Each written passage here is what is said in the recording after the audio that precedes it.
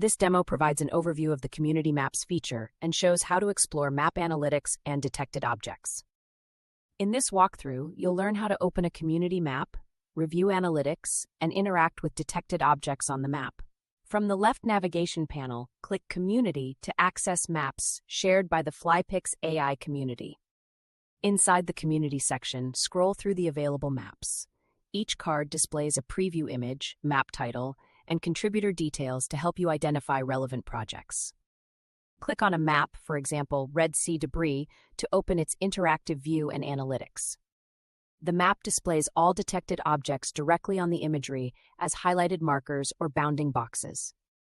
On the left panel, you'll see the map description, associated geodata file, number of classes, total detected objects, and total detected area. This gives you a quick summary of the dataset. Click the arrow icon in the Analytics section to expand detailed insights. This opens a panel with visual summaries and object-level data. At the top, you'll see distribution charts showing total object count and total detected area.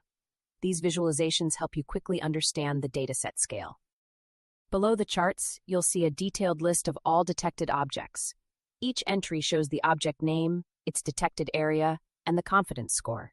You can scroll through the list or move between pages to review every detection included in the dataset.